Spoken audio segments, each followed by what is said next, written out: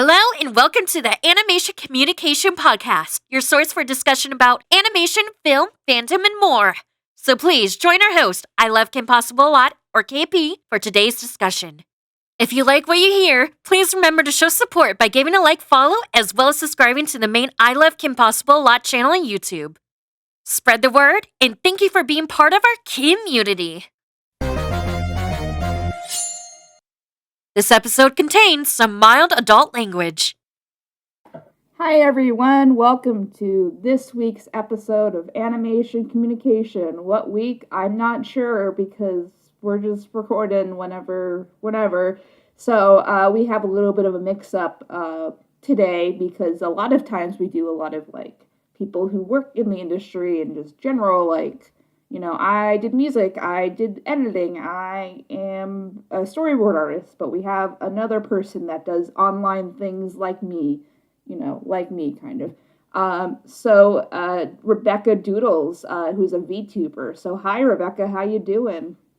Hello, I'm Rebecca, and I'm doing great today. Yes, I do VTubing, but I do more. Like, the VTubing is just a recent development, because animation takes a lot of time, and if I have the character to animate my thing always, that'll just take away from the main projects. Oh, okay. So yeah, that's that. Yeah, I live in that world, so I'm just learning Toon Boom now, and it's a little scary, but it's also like makes your life easier once you get used to it. So, what programs do you use to animate? I know this is not. Oh, goodness. I started out in Flash back in the day.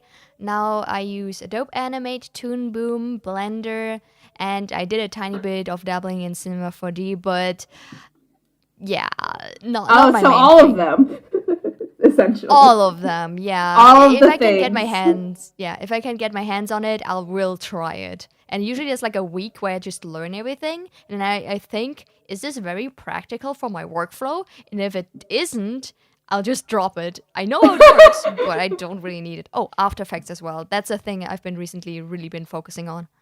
I feel well good for you because I get super anxiety when I try to learn new things. So you're just like, no, we're doing it unless it sounds like, but sometimes you don't do it, but for the most of the time you just sit down and do it. So props to you. Um, anyway, Mm. so Rebecca's gonna join me for news time. So we got a couple of news things. I just recorded an episode last week, so we're just right off that. But yeah, it's still technically spooky time as far as when we're recording. So, do they celebrate Halloween in Germany, Rebecca? I'm sure they do, but I'm just asking because I'm a dumb American. No, They no, don't. they don't. They don't, no. Oh, Well, it's more of a recent development where they try it a tiny bit, right? So there's like certain like places where already events are happening, like some kind of festival, and then they theme it towards Halloween, right? Like, for example, food festivals tend to do that a lot. Be like, oh, very spooky. Look, you can eat fried maggots here. Isn't that crazy? Right?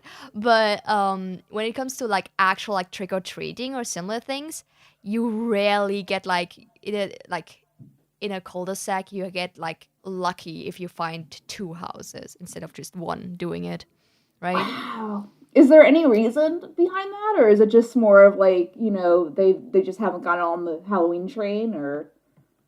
Well, I think it's more just a culture thing. Also, it Mm-hmm. sounds probably pretty scary if, a country who never celebrated it has like, oh yeah, you send your kids out at night to strangers' houses to ask for candy, right? Something we've been all taught not to do, right? So I do understand that part is a bit weird, so you wouldn't really want that. So like enclosed parties or stuff like that, they still happen, but it's more for like older, like grown up people. It's not for kids. Wow. Yeah, I mean that does make sense. I guess like for I'm a dirty American, so for in dirty America land, a lot of times if parents are afraid of that, then they let their kids trick or treat in controlled areas like a place with a lot of other kids or even before the sun goes down, essentially, if they're like really young, just so they could just go with them and, make sure nothing sus happens. But yeah, that is a good point. I never really thought of it. It just kind of been indoctrinated, and but that's I'm glad I asked. That's interesting. Yeah. Okay, so since Rebecca is an animator, she's and also pretty just cool in general. She's agreed to do the news with me, so we're going to talk about news stuff. So, Rebecca, did you want to talk about the Wendell and Wild movie first, since you seem to kind of be more on that than I am? Yes. So I personally do not know a lot about the creation behind it and everything, but I'm just really interested in more like original projects, and this seems to be like just really high up there in like originality and just flow of movie. It's something like in the style of like Coraline and Box Trolls and everything like that, but it adds on top this just new twist, this modern twist to it that's like still works perfectly well in the setting. I love the trailer that has been released. It's colorful, it's flavorful, right? You have like more newer characters that are not like very archetypey. That's just Mm-hmm. very interesting. Yeah, I think too. It's interesting to see, like, as far as stop motion stuff. It's always interesting for me to see, like, if there's very like heavy character design elements in stop motion stuff. Like, they try to push the rigs of the puppets in stop motion to kind of emulate like specific, like character design tropes, which I think is interesting. And I just watched a behind the scenes thing like this week about Paranorman, and I didn't really Hmm. think about it, but I'm like, oh yeah, there's tons of like really specific character design in Paranorman, as far as like really like things that might be hard to build a puppet for, as far as the exaggeration on specific characters, like Norman's hair and like some of the hips of the female characters. And I'm just like, oh wow, I'm glad I didn't have that job, because building puppets sounds scary. And there's so many times you have to do it and redo it. But this one Hmm. also seems to be like not afraid to push, what like the art of it is first, and then like we'll figure out how to build the puppet later. It's gonna be someone else's problem. So I think that's always something that's interesting, and I think that's helping in general, because I mean, correct me if I'm wrong, but Leica is probably the biggest studio that's making stop motion stuff like continuously right now. um, so I think this is just a Netflix original. I'm not sure what. Yes. Yeah, Yes, I'm it's a not. Netflix original. Okay, so it's good that someone else is doing stop motion. Like we can thank, I guess, mostly The Nightmare Before Christmas before that. But we talked about Henry Selick a little bit last episode. But he directed The Nightmare Before Christmas because Tim Burton couldn't, because he was doing a Batman movie. But anyway, so yeah, Yeah. that comes out the next week. Math is On the hard. 28th for streaming so far. So Friday, Uh okay. yes. So and then we were talking about it before the episode, and I was a little bit confused, but it's because there's like there's select showings of it like now in America, like in like physical movie theaters. So it's like I feel like it came out already. Did it not come out already? Am I not good with dates? How did things work? But I figured it out with Rebecca as my sidekick, so we can math, yay. Yeah. So we'll probably talk about that more when it comes out. But yeah, it's interesting to see, I want to say the hype Yeah. for it, but just kind of like how, someone still wants to do a traditional project, but they use Netflix as the distributor, and how Netflix is like Hmm. making it much easier for people to do like fun artistic projects. And woo, go Netflix for the most part. Just Exactly. except stop So stop shutting down your animation. yeah, sadly. But another thing I wanted to mention about the Wendell and Wild movie Sure. is I really enjoy how they hit the seams of where the jaw goes. Like they sort of keep it in the design. I don't know if you've noticed, but stop motion puppets have like a detachable jaw usually, so they can change out the faces to Mm-hmm. emote, and they have it like in the designs, but it's not as noticeable because it's just like, oh, this line just belongs there because everyone sort of has it. I Mm-hmm. think it's really interesting because usually you have to go in and remove that line in processing, right? After you have shot the footage over a long period of time. But they left it in and it's fine, right? Mm-hmm. It reminds me like a little bit of Ed and Eddie. Sorry, I always get that tongue tied. Like where they messed up as far as putting the like the blurry lines, the moving like line art on them, and they just kind of kept it. And people, because there's like it's an original project, like it, like no one would know, that I want to not the difference, but it was a stylistic thing that was kind of came along accidentally. So I know it's not the same thing, but it's kind of like just letting it become part of the style, which I think is interesting just to kind of see. So, anyway.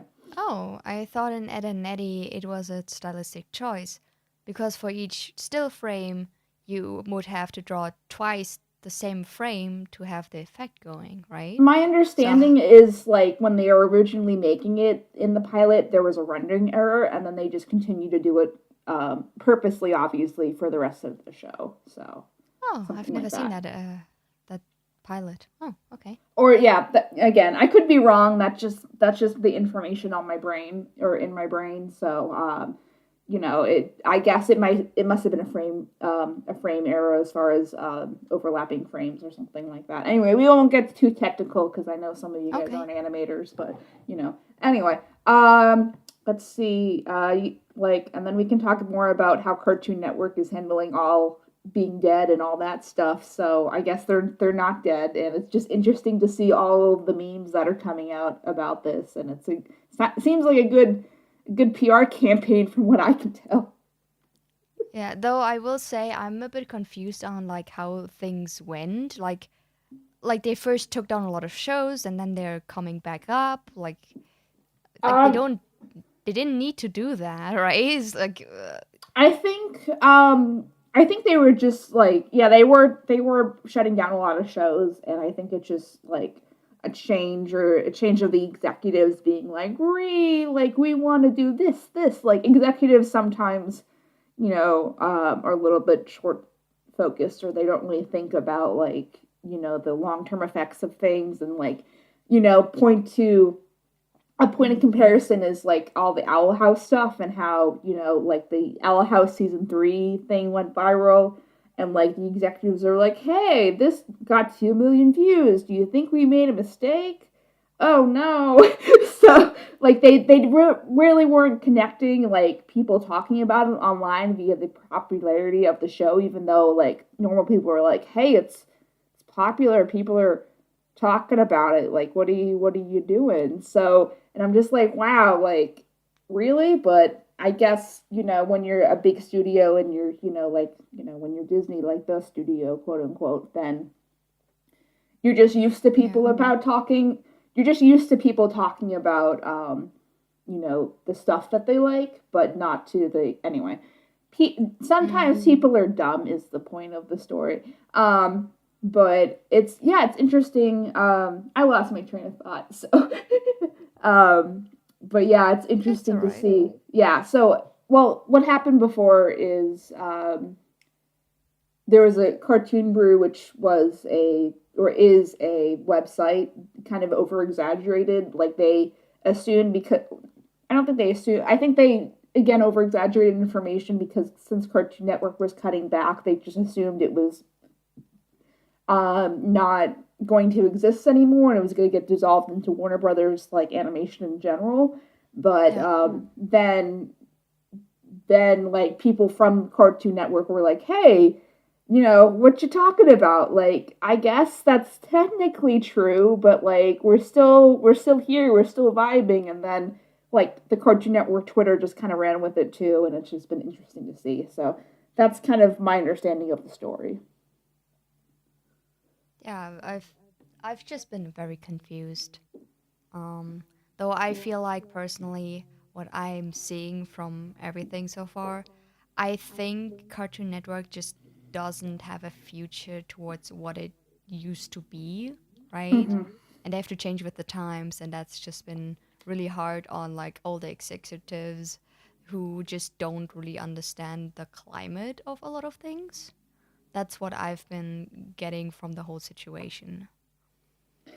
Yeah, I mean, I think it's like, an executive, being an executive is kind of like not a straightforward path too. So it's very dependent on Mm. like how people come in those positions, and if they come like from a background that even isn't strong like traditional media. Like I know Bob Iger's probably exception, but like in general, like someone who's coming from a sports background and just used to making a lot of live action stuff, or dealing with that kind of environment when you go to more traditional produced stuff or more traditionally produced stuff verbs, then sometimes they don't really know how to handle it, or they don't um, don't get the differences, and then, they mishandle things. So that's, again, my understanding. Like, someone just needs to run the studio at the end of the day, and, sometimes that's not going to be the person who knows what they're doing.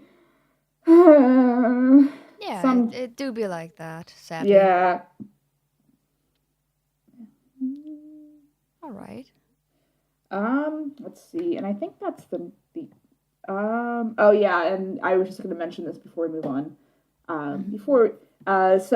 Cartoon Network's doing a whole marathon of Over the Garden Wall for Halloween. So if you haven't seen it yet, it's neat. It's kind of strange. It's like Halloweeny, but also kind of not Halloweeny. So it's a mini series. So if you haven't seen, I think it's like 12 episodes. So that's probably like 6 hours or something like that, like 3 to 6 hours off the top of my head. For those who haven't seen it, it has beautiful animation, beautiful backgrounds, and has quite a bit of horror, especially at the start and at the end of the series. Mm-hmm. Yeah, I watched it once when it came out, and I really liked it. So, Mm. but yeah, if you're like, it's not explicitly Halloween. It has a really like fall vibe to it too. But yeah, like it's not like, I'm trying to get into it without spoilers, but like yeah, it's there's Halloween in it, and there's Halloween like near the end, but like its whole plot isn't really like de- constantly dependent around Mm. Halloween. So anyway, that's my best attempt to like talk about it without spoiling how things happen. Anyway, it's neat. But I'm glad that it's popular, and it's kind of becoming a staple for Halloween, because it's a really great project, and I like it. So, and it's got a cool Yeah. soundtrack. So anyway, blah blah. All right, so now we're gonna move on to the interview. So thanks everyone. If you don't like hearing things about going on, sticking through, but if you made it this far, then, I guess you're neat. But if you skipped, I guess, what you're going to do. So, hey, Rebecca, how you doing? I'm doing fine, thank you for asking. Which is odd because my house has been a bit haunted by the COVID, so Oh, okay. I thought yeah. you were just like regular haunted, and I was like, oh no. But, you said No. a sibling got COVID, right? Yes, my brother got COVID as well as my parents. Oh, I'm the wow. last one left. Last one surviving. Well, are there symptoms bad, or how is that going? Well, as far as I've been aware, usually it seems to be muscle cramps, strong muscle cramps with my parents and my brother. And I've been sort of being the nurse for my brother to like, because he's feeling so weak. This man is so weak. I'm sorry. It's just he tends to be a bit of a pathological liar, so it feels a bit like karma that he's now has it. But yeah. That's valid. That's valid for sure. We're going to talk about things Rebecca does on the internet. So I was going to start with the VTubing stuff, and then we can kind of divulge into like more as far as your animation background and stuff. But for Mhm. people who don't know what a VTuber is, can you kind of like describe what that is and what you do? I want to say not on the daily, but what you do when you VTube. I guess if VTubing is a verb. Well, I guess so. VTubing is basically having a character on screen that represents you or you act as. So either it can be based on you, it can be based on your favorite food or animal. Usually it's anime, but not always. But it can be really whatever you like. And it just represents you. And there's different stages, I would say, to VTubing. You start out usually just with a PNG or just a reactive PNG, which is basically when you say something, the PNG like hops a bit. So it just sort of mimics that this character is right now speaking, sort of thing. Um, but then the second layer is basically the live 2D VTuber, which is basically you have a webcam and then a program that reads your facial expressions and movements. And this feeds into a rigged up character that basically replicates all those movements that you then record or show off or stream with. And then the last step, so to say, for VTuber usually is to get a 3D model of that character that represents you, that you act as online, and you use that to, stream, create content, skits, whatever, really. Mm-hmm. Um, It feels like a Pokemon, like evolving. yeah, it tends to be, though. There's been some cases where there was people saying, "Oh, if you have just a PNG, you're not a real VTuber," or something like that. Even though it's like such a new thing to do and experience and to make. I don't think that's true. I think that's just the 3 stages of being a VTuber because no one is born to be a VTuber, right? It's a development process. I Yeah, mean, like especially. Oh, go ahead. And I'm now at stage 2, I would say. So yeah. Okay. Yeah, I was gonna say too, just because it's such a new thing, like technology and stuff, like that. How do you come out of the womb saying like I'm gonna be a VTuber, and then your mom's like, what's that? Like, what the fuck does that mean?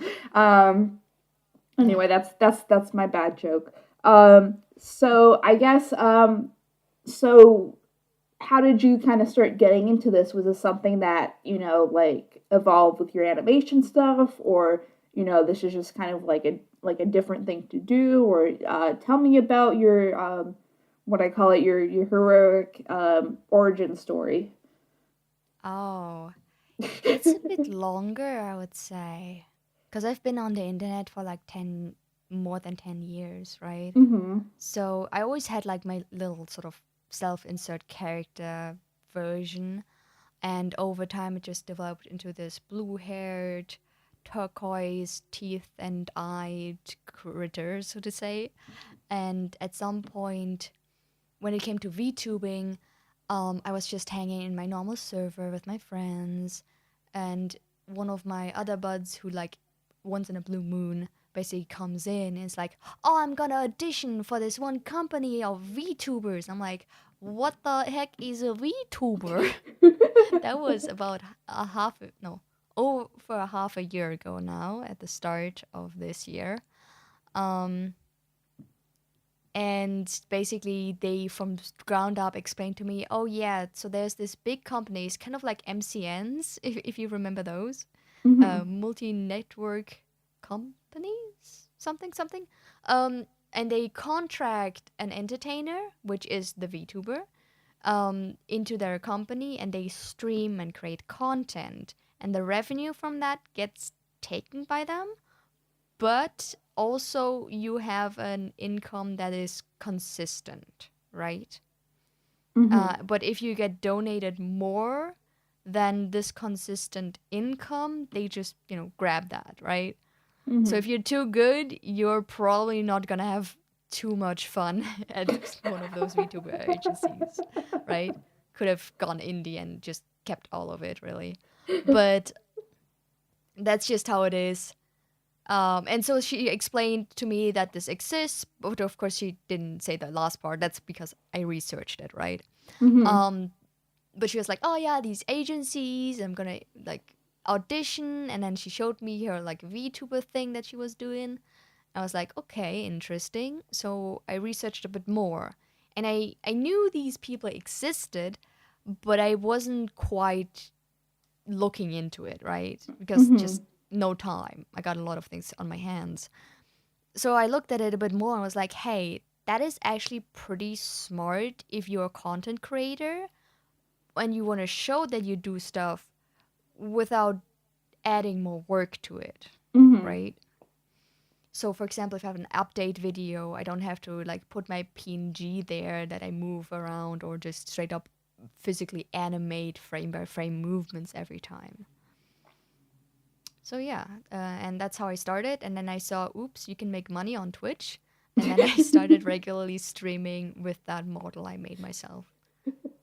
So, do you have any like how did you come up with your character? Like where does your because it kind of has a like a devil slash Kingdom Hearts vibe a little bit to me, but I was just wondering like was that did you always like that kind of imagery? Like how did your character evolve and how did you kind of get the idea for it? Oh, okay. I think my character, I started really at the start when I was like below 10 years old. I started watching something called Soul Eater and read the comic about manga. And I thought, man, the main character has spiky teeth. That's so cool, right? And I thought about it for a while, and I wasn't really drawing that sort of thing because I was like, oh, I wanna do Cartoon Network sort of style because it was easier for me back in the day. Right. And then I just went on with just how I would just self-portray myself normally with blonde hair and whatever for a while, and then at some point, 3 years ago, I think now, I was just sort of looking at my old drawings that were like more edgy from my teen years, and I noticed one drawing of like a very convoluted sort of sparkle dog version of myself being like, "Oh, I'm in so many fandoms. Look how creepy that is if I put it all together, right?" Um, and it had like these like interesting teeth that I made, but of course they were like really jank, and it had like extra arms. I was like, oh, what if I just do that, but like with my current knowledge and character design and everything? I was like, okay, and I did it, and it looked really fucking good. I'm like, oh my god. I had something going on back then that I didn't notice some potential in this design. And that's basically it. The color choice was only done because I took the old Twitter dark modes colors because I thought I would just hang out on Twitter like the whole time. I was like a Twitter artist at that point, so to say. Mm-hmm. So I was like, why not straight up merge with the colors of the site, right? And then Twitter changed their color scheme again, and now it's just my original colors at this point, I would say. So yeah.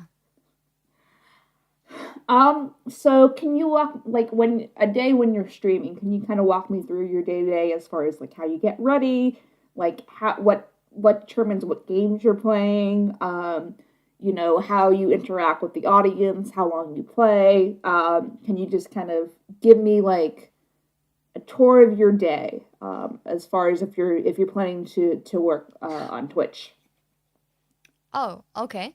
Well, usually I wake up around 8 to 10 a.m., depending on how long I was asleep, like, was awake before I could sleep. Mm-hmm. Then, I either go grocery shopping first or I make dinner, everything. And then later around 18 p.m., which is 6 p.m., I guess, if you go American time Mm-hmm. numbers. Berlin time or like Central European time. And then I start streaming. Beforehand, I of course think, oh, what was last day? What did I promise last day, right? Or what did I promise last stream? Because usually I make like a little promise, or what are we gonna do next stream, right? Something like that. And then I, turn on the camera. Usually do something like starting soon thing. So there's like time for everyone to come into the stream, right? There's like a little screen I made where the chat is shown, and they just come in. I usually take a pee break right before stream, because that way, while this thing is going, right, and people are still coming in, yeah, it's important to plan that in. A little pee break. Then you have like like enough time until you gotta pee next time, right? Which is gonna be right after the stream, right? So you don't have any issues with that. And when I come back, sometimes I also get a snack or some water, just getting ready. And then I sit down and then I start it, and usually it's like one original thing, like a new game we try out, like variety, Sometimes I do a commission on stream, and then right after I've done that, I switch over for 1 or 2 games of Binding of Isaac, because that's just my comfort game at this point. Yeah, and I do that, and when the stream is going, my moderators do a bit of fake gambling, I guess. Fake so gambling? It's fake gambling, because real gambling is not allowed. Yeah. So there's something called channel points on Twitch. That means the longer you watch a person, the more channel points you accumulate, which you can redeem for either some emote stuff or for little text messages that are either read out or highlighted, And with these redeems, you can basically gamble these points away by betting on things. So we have a little bet poll, and the betting is usually in Binding of Isaac if I defeat the boss, because it's a dungeon crawler, so to say. So I either win or I either lose depending on the items I get, and that's where the betting comes in. So that happens for the games like 6 times in 3 games, because they bet twice a run. And then usually after that, I have a little bit of wind down around midnight, usually. So from 18 to midnight, I stream somewhere in between there, usually around 4-ish hours, 3-ish hours. And then I have my wind down where I just ask, okay, guys, how did stream go? What's your feedback? A little bit of chit chat. And then we talk about what next stream will be, and then I say goodbye and ciao ciao, and then I end the stream. But that's not it, because usually after stream, I interact on Twitter quite a lot. Sometimes I even host a little bit of a Twitter space, to get other people's feedback, just chit chat with the fans, or just connect with people. Because sometimes people just don't have Discord, or sometimes I also go into Discord servers, Vtuber Discord servers, and then just ask if they have any knowledge, any news that I can use for the Twitch stream, any new arrangements, who knows, right? And then usually around 1 or 2 a.m. I go to bed. And Mondays I usually take a break because I need to rest at least once a week. There we go. That's fair. This is a little off topic, but so what's up with your Binding of Isaac game? Can you give people a little bit of what that's about and why you like it as far as streaming material? Well, Binding of Isaac, because it's a dungeon runner, is really easy to just pick up and play. There is no bigger story. Well, sort of, but it's not like the important part. The important part is to really just get through without dying. And because it's so easy, pick up and play, and it's limited in resources, because my PC is not the best. It's okayish, but because of its time it has had with me, which is about 6 or 7 years, at this point, it is not really good for a lot of things. And recently, it's been doing some very concerning noises. I've been actually doing a little bit of a fundraiser to get the money for a new PC. It's been going pretty okay. So that's why I'm using Binding of Isaac and not like any like modern games. 3D games are rarely working on my PC. They usually like drop in frames for That's no fair. reason at all. So yeah. Yeah, I was just curious if there was something more to it that drew you to it than just like as far as Well, like motifs or anything. motives. I guess it's because also it's like from Newgrounds, and I Mm-hmm. have a soft spot for Newground created content, or like creators that came from Newgrounds. I used to just look up to them quite a bit as a kid, so I'm glad I can like just experience these games now that I sort of I don't have the time, but it gives me an excuse to experience these games that I always looked up to because I'm also creating content, making money off of this fun, right?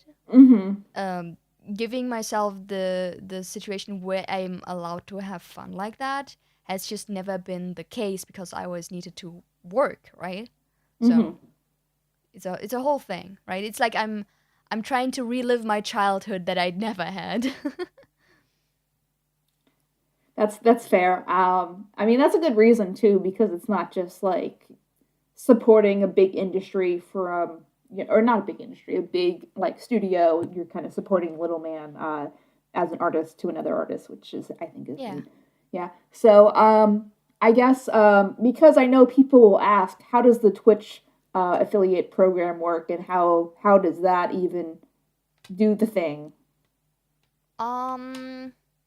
Well, it's hmm. Good question. They made it very easy to understand and use. I would say it's more like, oh, now you can automatically run ads. Congratulations, you can make a tiny bit more money if enough people watch. But you can be affiliate without making a dime, really. Hmm. If you just can't pull in the peeps to watch it, it's an empty situation. Right, right. Otherwise, yeah, it's the that thing, and of course it's the custom emote stuff, I guess, that also adds.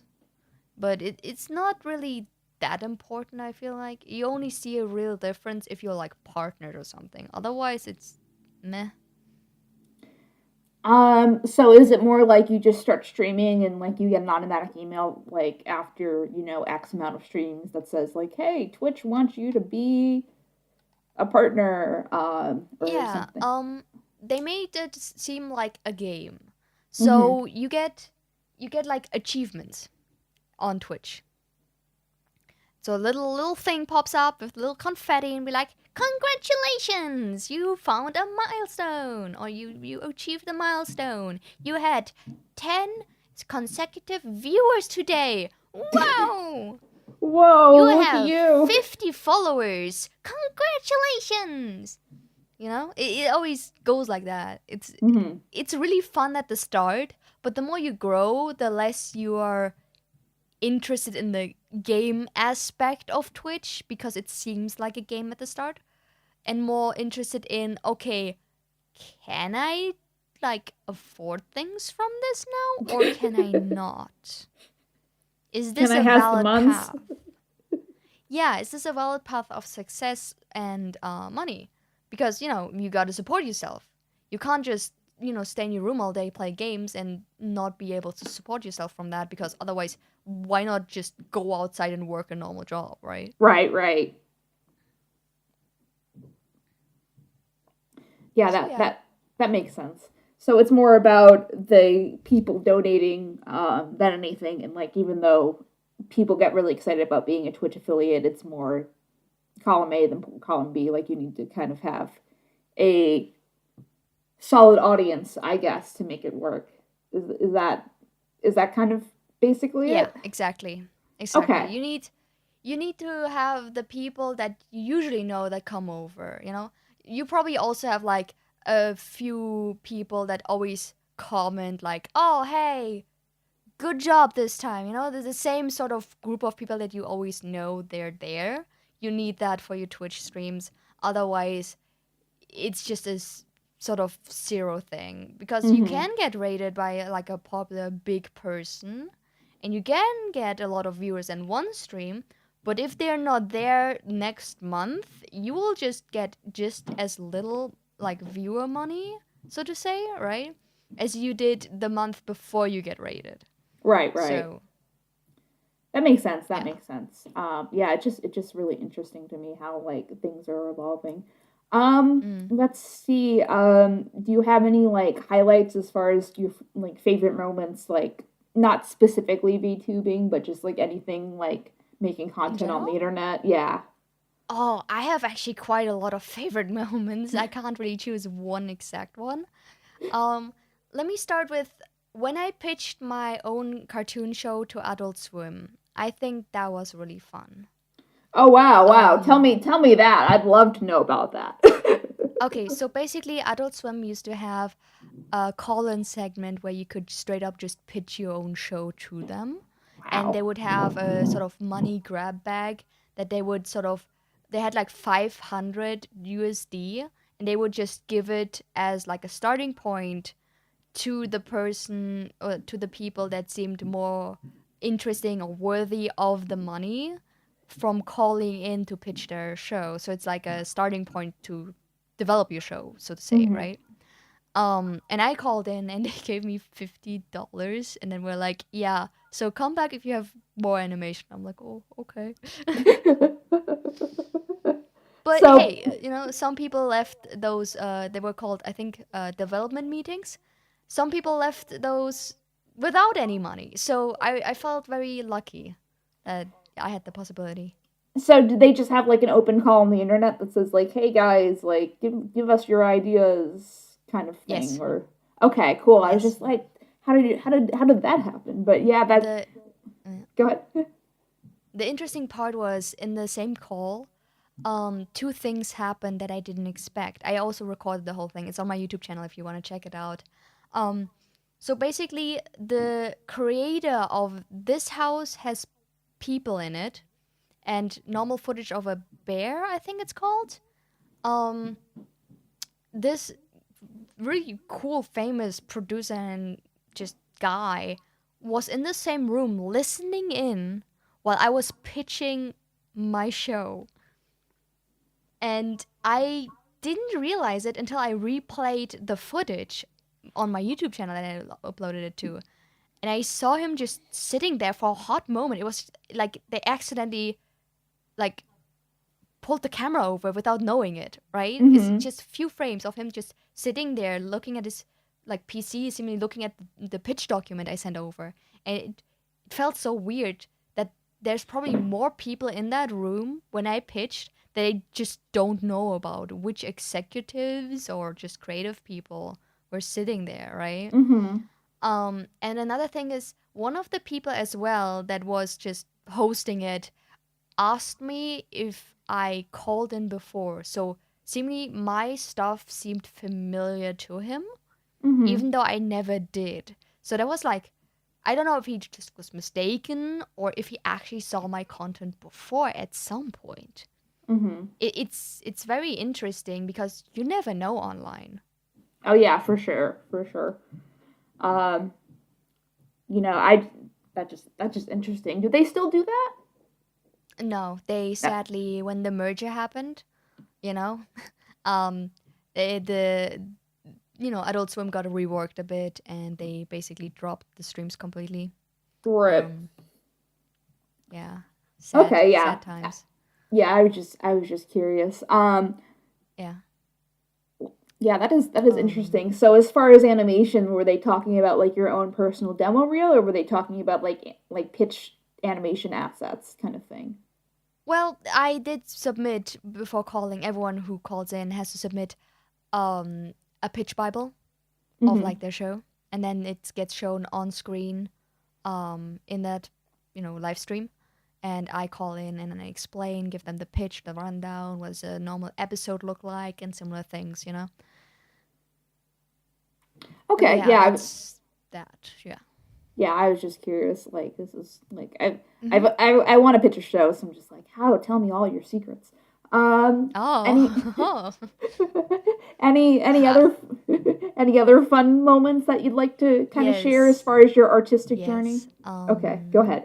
I would say there's some earlier moments that are really interesting because I used to be the mindset, and I think I still am slightly, that being everywhere at once can help you just spread your influence or where you've been, Hmm. or like people recognizing you from different things, like widely different things, right? Right, So, right. and another thing that's like really interesting, when I was a bit younger, I think it was like 2016, 17, right? Um, there was like Jacksepticeye, okay? I lay it down first. Jacksepticeye was doing a stream, a Christmas stream, and he was basically showing fan art on a screen there that people could use a hashtag. I think it's called, or was called, Jack the Halls, because Ah, I get it. Jacksepticeye. I get it. Yeah. And under that hashtag, if you post it on Twitter, there's a chance a fan art will be chosen to be shown on stream on Jacksepticeye's channel. Now, there was supposed to be like a surprise gift everyone had to do for each other. And one of the people there was Crank Gameplays, and he basically did a really goofy, horrible present for Jack. And I saw it because they had to like move away from each other, but the cameras for the stream were like so situated that the audience could see it. So I basically drew fan art of that gift and said, "What the fuck, Ethan?" on the paper. I like wrote it on it, took a photo of it with my phone, and sent it on that tag. You know what happened?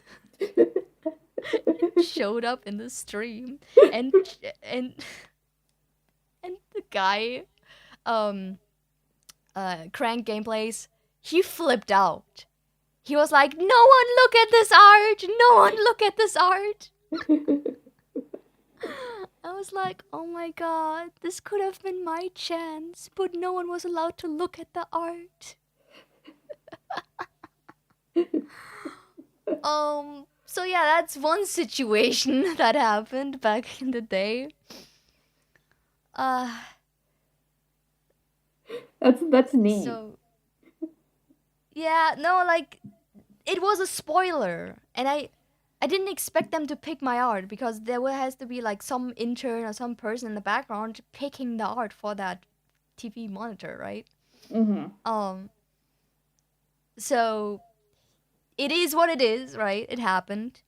Um, then what else? Oh yeah, there was another situation that was more cheerful and happy, and I worked for Scott the Woz for a hot minute, and I did something for, I think it was around Christmas as well. Yeah, yeah, it was a always Christmas. Like my stuff always around Christmas something happens. That's like, huh, okay. But basically I did some stuff for his like charity Christmas poster thing, and for one of his videos, like a little animated segment. So that was pretty nice. That was like a really good experience with like a YouTuber. Yeah, I guess, Um, people want Christmas stuff like when when they're like sometimes they have more disposable income and they're just like, you know what, I'm going to treat myself. I'm going to get this thing. So, you know, oh yeah, um, that makes sense. yeah, that's just an idea. Um, but go ahead. Did you have another one? Um, well, I guess I did a lot of fan art back in the day as well of people where I was featured in the back end. There's one Scribble Kibble video.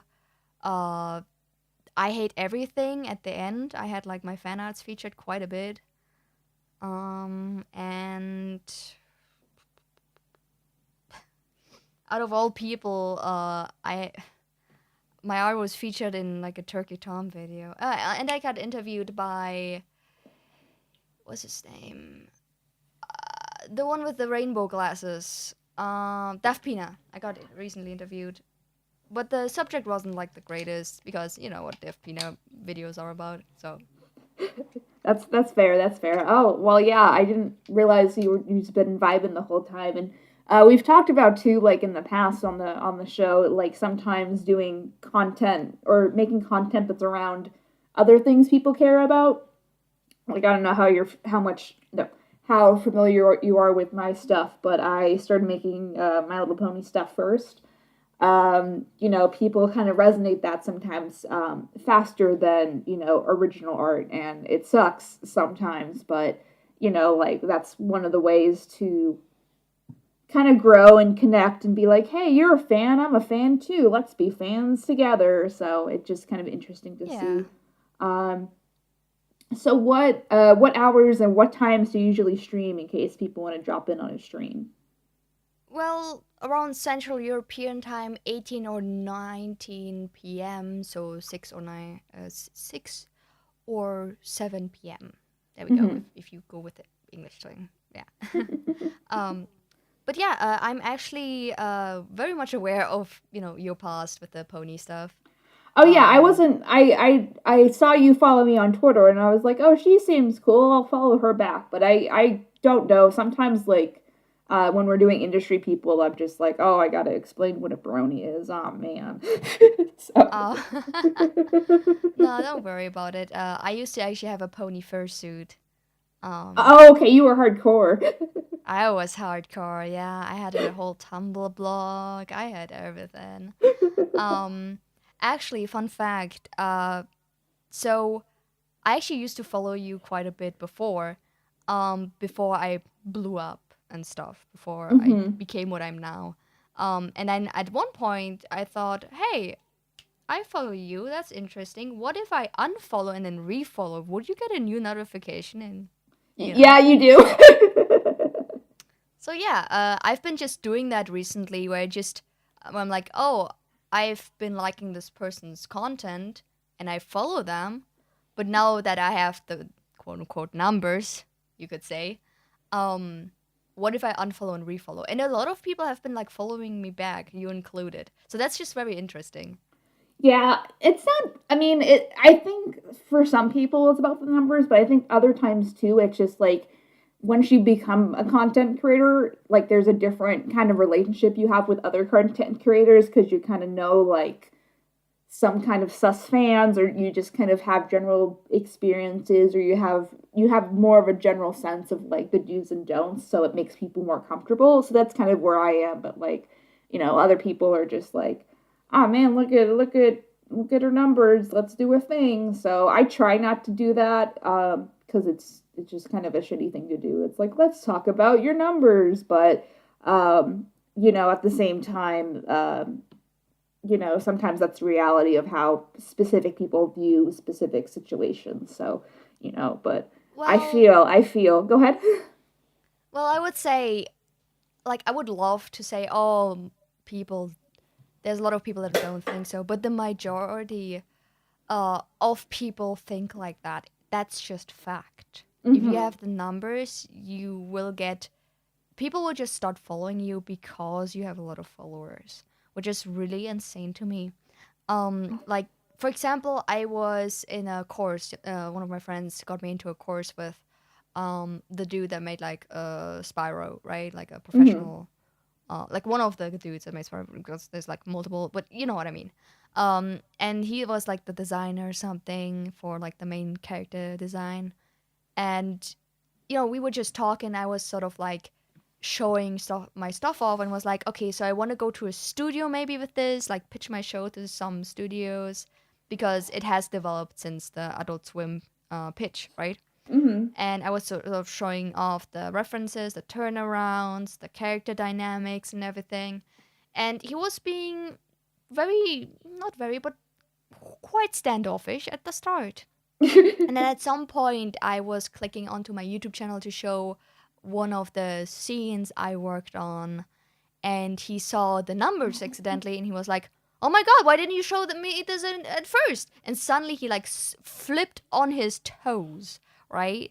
And suddenly was totally excited for my project, and I felt confused because he first treated me like some rando, which I was, to be fair.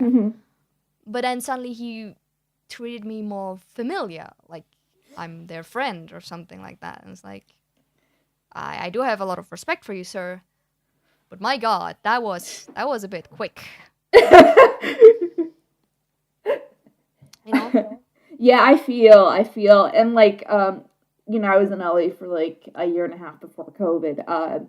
It's interesting to see too, like how people's relationships are characterized based on like quote unquote their level of success, quote unquote. So, yeah, I get it, and I don't know, it's hard, but it's also hard too. I think too, like when when you have a lot of fake friends, but you don't have a lot of like real homies, because when shit hits the fan sometimes, which I don't know if that's happened to you yet, but it can be hard to realize who's like really got your back or who's just there because the one thing that you did the one time that they were like, oh yeah, they did things and now I like them. So anyway, ramble. Well, I guess we can go into this just a tiny bit more, because I might have the ability to just hang with my crew without being affected by most things around me, because these are the people I basically gathered from different places that were, let's just say, okay, you're in a Discord and you both meet each other and you both get like this feeling of, we just click and wow, the server we're in is pretty cringe. Let's just head out, right? If we both get this feeling and we just click like that, I usually snatch them up from that server, be like, I will save you. We're having soft tacos later, you know? So, with these friends around me, I feel just safe to like do whatever the fuck we want in the server and be like, okay, like whatever happens on Twitter, whatever happens on YouTube, whatever is going on, I don't know, with my brother or something, it doesn't matter, because in the end we can still hang. No one is gonna like escape the room and be like, these people are bad, because it's like when we have shit on each other a bit, where it's like, yeah, if you leave, you're going down with the ship, buddy. Right? Fair. That's fair. Yeah. That is also a good way to network, I think, and just kind of talk and kind of feel the vibe, I guess, quote unquote. Yeah. I Also, guess I hope. Sorry. Go ahead. I just want to say this was not threatening the people in my server, by the way. I was just joking, okay? I have a gun. I have a gun via the internet. Like,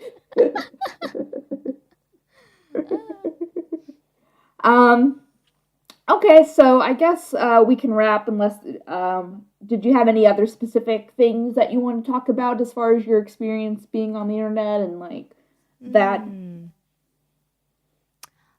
I guess with it all being very fast, how things happened on my side, because I went from basically almost being a nobody to people cosplaying my characters and stuff like that, right? Wow. So yeah, it's legit, like from one moment to the other, because I got big with the game Friday Funkin', so to say. And you saw how like Friday Funkin' Mania happened with everything. It was quite insane. You couldn't go anywhere without stumbling in something Friday Funkin' related.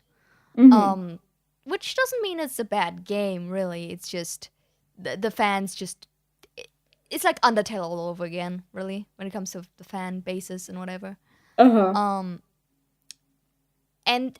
I will say I still don't know how to feel about the fact that because I'm more adult orientated with my content, that so many kids that are mentally a bit disturbing me are now attached to me. Now there's like good people, right? Like there's always good people, mostly there, right? In every fandom, most of the people are like good people. But then there's like vocal minorities where I'm like, hmm. Can we just ignore you, please? Like, I'm gonna push you into a blanket, like wrap you in that blanket, and then push you out the door, and then you have to find your way home. Okay, sort of thing. Right. I always think about it as like, oh well, if they have access to the internet, if they're watching YouTubers that curse, then there's nothing really I can do about that, So it's if parents are bothered by it, then maybe regulate your YouTube kids or your, I guess, Twitch or whatever thing. But it's very case by case. But yeah, there's a lot of times children can be like really into things, and then I'm like, no, we're hiring, and I'm just like, can I work for you? I'm 12, and I'm like, no. Yeah. Oh, and when they come over, like the kids, and say, I'll even do it for free, and it's like, that's even more illegal. That's even worse. Yeah. Oh gosh. Okay, I don't have anything else right now if you're good. So where can people find you on the internet if they want to appropriately stalk you? Well, you can find me under at Rebecca Doodles at Rebecca_Doodles on Twitter.com. You can also find me at Rebecca_Doodles on YouTube because they now implemented the @ feature. Did you know that? Oh yeah, That's they just did that like brand a week new. ago. Yeah. Yes. And you can find me on Twitch at Rebecca_Doodles, I'm pretty sure. Let me just check. Let me just check so I don't say any lies. Yes, Rebecca_Doodles. I also have a TikTok, but you'll have to find that yourself. It's a Yeah. secret TikTok. It's a secret. Yes. Also, I will just say again, I am trying to fundraise a bit for a new PC, so my old PC doesn't blow up in my face just because I'm gonna do something in Blender. So, if you Give want to me buy your a money. Scrunkly, no, if you want to buy a Scrunkly, actually, do you know what a Scrunkly is? I don't know what a scrunkly is. What is a scrunkly? Well, a Scrunkly is a little Discord reactive image that is made of 2 pictures that look a bit like a plushie version of whatever character, really. And I draw them for 15 euros a pop. There we go. Oh, okay. Yeah. Yeah. That's well. If you want a stuffed animal that is 2 frames whole long, you can get it Yeah. on the internet. Whoa. I gotta look this Yes. up now. I'm curious how they look. #Scrunkly uprising. All good. Yeah. So yeah, thanks Rebecca for coming on the podcast. I appreciate your time, and I'm glad we worked it out because like I'm always sick, so I always have to like, sorry, I'm having flashbacks. We're gonna have to do another week, and some people are like, oh, okay, and I'm like, yeah, I hate me too. So I appreciate your Yeah. patience. It's fine. It is what it is. And thank you for having me.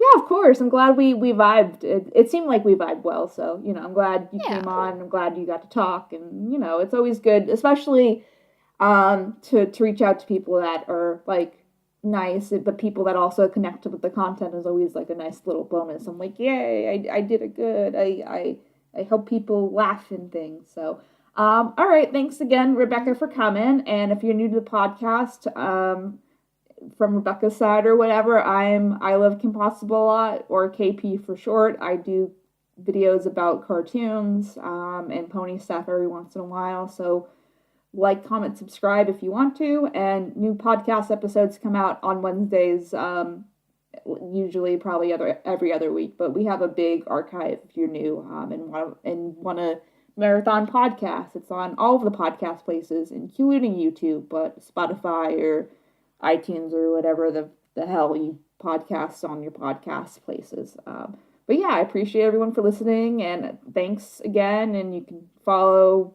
the podcast. I'm trying to think of all the tags to make sure I get them all. You can follow the podcast at the KP podcast on Twitter, and then I'm at I Love KP a lot on Twitter if you want to stalk me appropriately. All right, well, thanks everyone for listening, and I'll see you on next podcast time, whenever that is. Bye, in the future. Bye.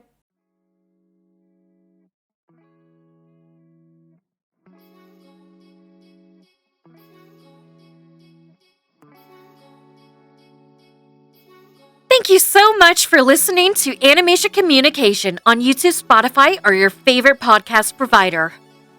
We are really hoping the show makes a difference in how people view animation as well as media as a whole, as well as giving and providing advice for people all over the world who like or want to join the animation and media industry. If you like what you heard, please remember to show support by giving a like, a follow, rating those 5 stars, as well as subscribing to our main I Love Kim Possible a Lot channel on YouTube, and turn your notification on.